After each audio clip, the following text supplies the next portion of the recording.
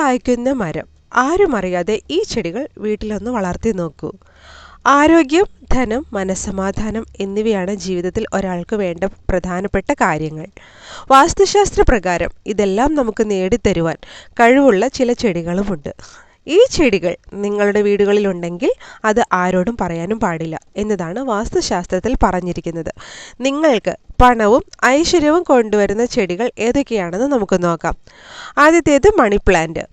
പേര് പോലെ തന്നെ നിങ്ങളുടെ വീടുകളിൽ പോസിറ്റീവ് ഊർജം കൊണ്ടുവരാൻ മണി പ്ലാന്റ് സഹായിക്കും. ഇവ താഴേക്ക് വളരാതിരിക്കാൻ പ്രത്യേകം ശ്രദ്ധിക്കുക. മുള. സാമ്പത്തിക വളർച്ച ഉണ്ടാകണമെന്ന് ആഗ്രഹിക്കുന്നവർ വളർത്തേണ്ട ചെടിയാണ് മുള. വളർത്തുന്നതിലൂടെ ദൃഷ്ടിദോഷം മാറുകയും ചെയ്യുന്നു. മുള വയ്ക്കുന്നതിന് ഒരു സ്ഥാനമുണ്ട്. അതിന് പറയുന്നത് വടക്ക് പടിഞ്ഞാറ് ഭാഗത്തും അതുപോലെ കിഴക്ക് വടക്ക് ഭാഗത്തും വയ്ക്കുന്നത് വളരെ നല്ലതാണ്. ഈ രണ്ട് മൂലകളിലാണ് വയ്ക്കേണ്ടത് കേട്ടോ. മുല്ല. പണത്തെ ആകർഷിക്കാൻ കഴിവുള്ള ചെടിയാണിത്. വീട്ടിൽ സ്നേഹവും ഐക്യവും വർദ്ധിക്കാൻ ഇത് സഹായിക്കുന്നു. അടുത്തത് തുളസിയാണ്. തുളസി വളർത്തിയാൽ ആ വീട്ടിൽ ലക്ഷ്മി ദേവിയുടെ കടാക്ഷം ഉണ്ടാകും.